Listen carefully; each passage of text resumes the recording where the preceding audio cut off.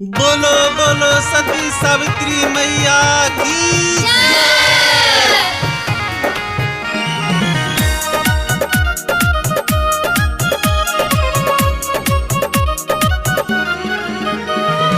अमर सुहाग वरदायिनी बट वृक्ष पूजा अनुष्ठान के।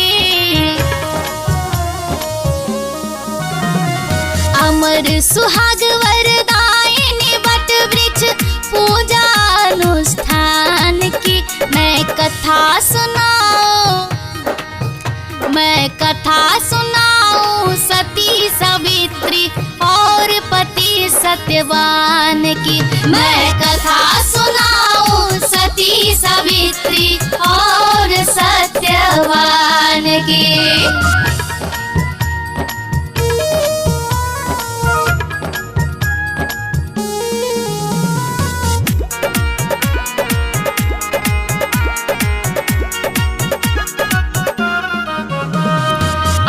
काल में इस वसुधा पे एक राजा राज किया करते थे।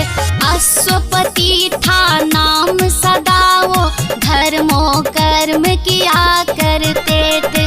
तीन रानी ऋषि मुनि ज्ञानी जनता सुख से जिया करते थे। सब सुख था राजन को पर एक विष भी पिया करते थे। सब कुछ रहते खल तिथि राजन, सब कुछ रहते खल तिथि राजन को कमी संतान की। मैं कथा सुनाऊं सती सावित्री और पति सत्यवान की। मैं कथा सुनाऊं सती सावित्री और सत्यवान की।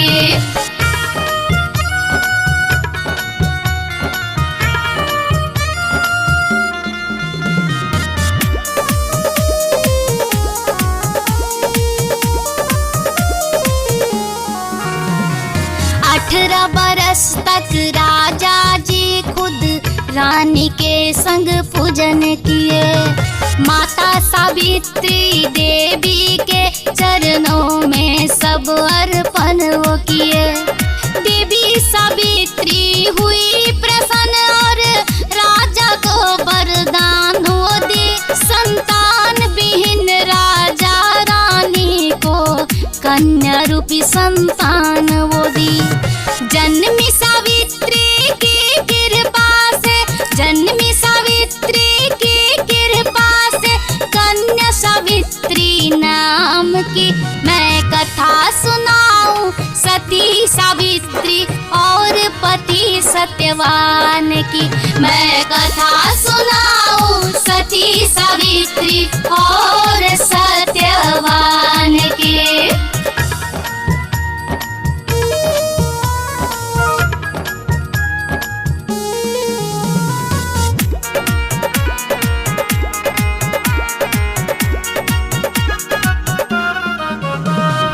देखते देखते कन्या सावित्री हुई बड़ी यौवन को पाई।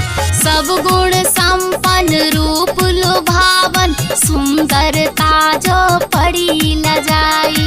राजा जी बोले हे पुत्री जा अपने योग वर ढूंढ तो लाओ। जो तुझे योग लगे उसको तू जाके वरमाला पहनाओ। राजा राजकुमार नहीं वन, राजा राजकुमार नहीं वन, वासी को पति वो मान ली। मैं कथा सुनाऊं सती सावित्री और पति सत्यवान की। मैं कथा सुनाऊं सती सावित्री और सत्यवान की।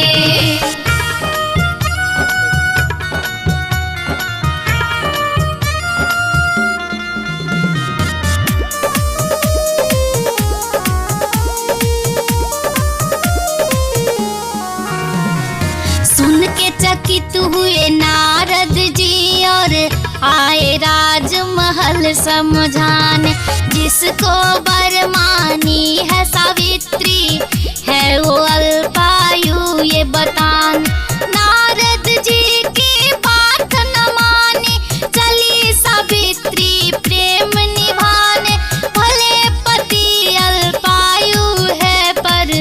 त्याग कैसे जग को बतान। जीने लगी जंगल में जीवन, जीने लगी जंगल में जीवन, पति के संग सम्मान की मैं कथा सुनाऊं सती सावित्री और पति सत्यवान की। मैं कथा सुनाऊं सती सावित्री और सत्यवान की।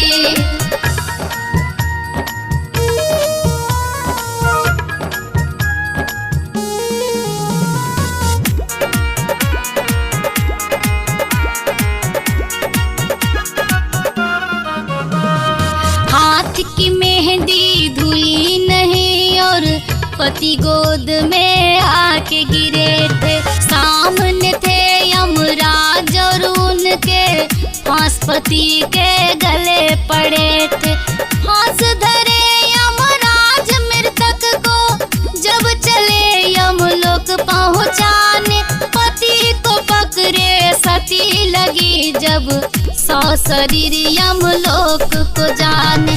चकित हुए यमराज देख कर, चकित हुए यमराज देख कर शक्ति सती महान की मैं कथा सुनाऊं सती सावित्री और पति सत्यवान की। मैं कथा सुनाऊं सती सावित्री और पति सत्यवान की।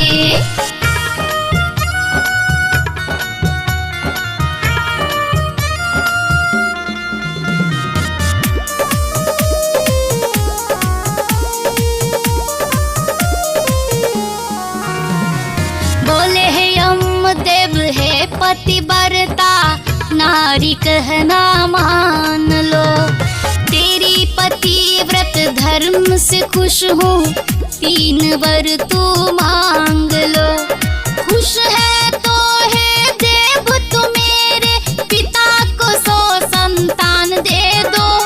ससुर को खोया राजपति से 100 पुत्रों का दान दे दो। बोले तथास्तु धरेरा, बोले तथास्तु धरेरा, तीर्थक कुली आसमान की मैं कथा सुनाऊं सती सावित्री और पति सत्यवान की।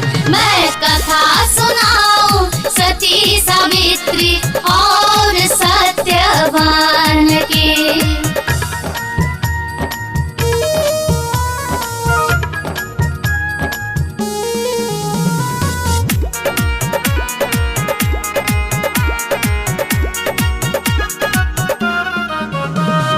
पूछे यमदेव वर पाकर भी आखिर वापस क्यों न तू जाए।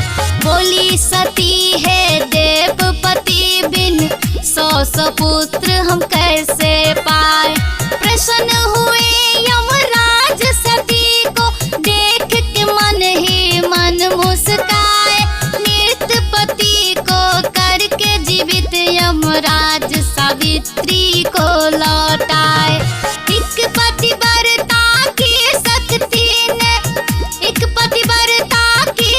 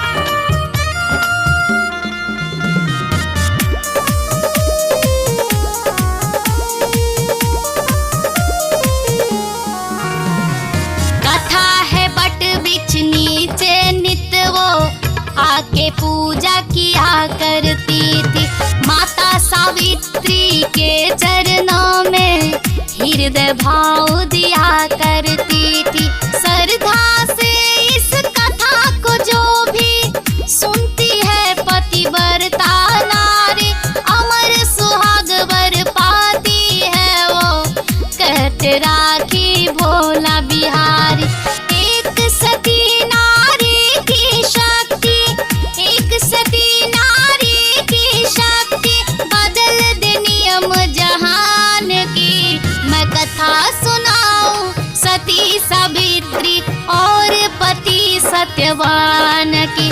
मैं कथा सुनाऊं सती सावित्री और